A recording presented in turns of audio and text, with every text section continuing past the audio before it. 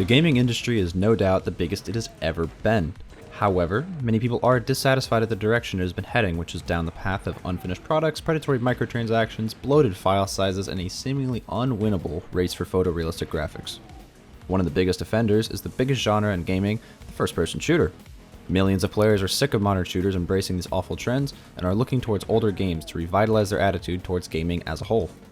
Other players simply can't afford to keep up with the hardware demands of new releases, so they want classic games that won't require spending hundreds or thousands of dollars on upgrades. The games that I'm sharing today are great for solving both these issues. My name is Boo, and these are my favorite shooters that won't break your budget or your spirit. The first game in this list is the iconic Counter-Strike Source. An ancestor to Counter-Strike 2, this entry in the beloved series features many of the signature mechanics that fans expect, such as a weapon economy, devastating headshots, and high-tension matches. Player-run servers, both the vanilla and custom ones, are what keep the game alive and well after 20 years. If you want classic CS action, there are servers with standard modes and rules. If you want all the fun and satisfying gunplay mechanics without the usual rules, there are servers running a limitless selection of user-made maps and modes. Frequently on sale, Source is a steal for anyone frustrated by the current state of the CS franchise. No skins, no meta-changing updates, not as much sweat, and a passionate community make this game what it is today. If you're enjoying the video so far, like and subscribe to help me out. I receive coveted internet exposure, and not the kind of exposure used by Minecraft YouTubers, or by Dr. Disrespect, or by Minilad. I'll just stop there. There's too many names to read, and you get the joke already. Anyways, back to the list. A title that many of us hold close to our hearts is Call of Duty World at War. This classic game came out when COD wasn't a joke, and it was instead made with actual thought and effort. The 5th ever COD is set in World War II and features many of the innovative elements introduced in COD 4 Modern Warfare.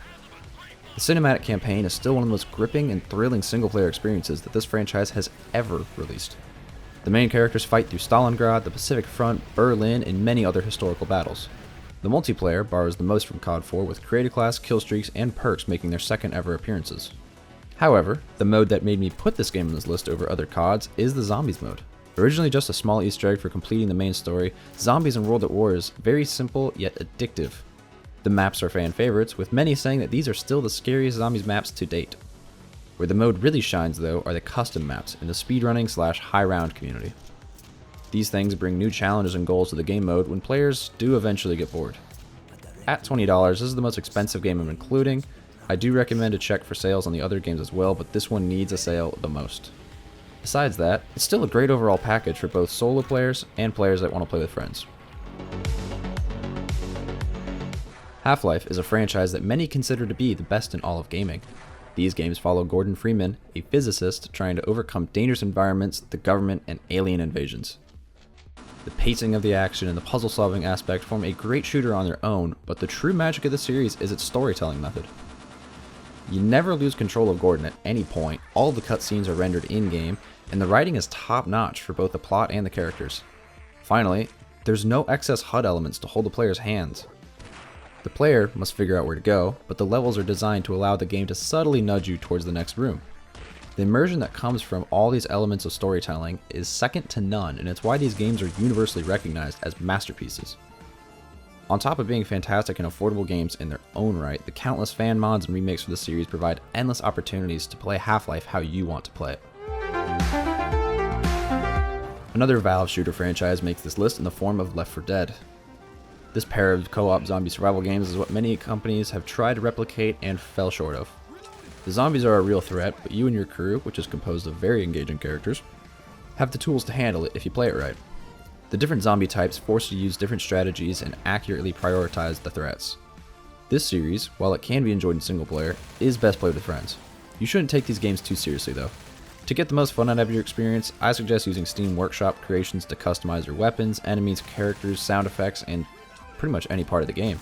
This combo of playing with friends and Workshop mods will have you laughing harder than you ever have in any other shooter game.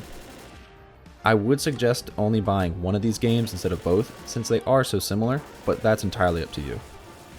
These games are usually pretty cheap and go on sale pretty frequently, so keep an eye out for them and hopefully you pick one up.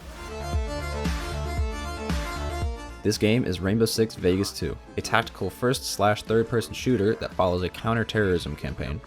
Vegas 2 is an 8 to 10 hour story that keeps the plot simple but the tension high.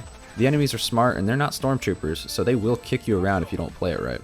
It's not as punishing as a Souls game, but it's not a walk in the park. Vegas 2 is best for players that want more challenge but don't hate themselves enough to go play Elden Ring. Now, one true standout of this game is the kit selection. Killing enemies and performing certain actions level you up, which allow you to unlock new gear that you can equip on any mission. Want to carry 10 blocks of C4 in a hostage rescue mission? I can't say I recommend it, but the game does not prevent you from doing it. Terrorist Hunt is an additional mode that lets you play more missions and try out new strategies, tactics, and loadouts. The multiplayer and co-op modes were fun, but online support has been discontinued as of 2021. There are third-party options to play online still, but that's at your own risk.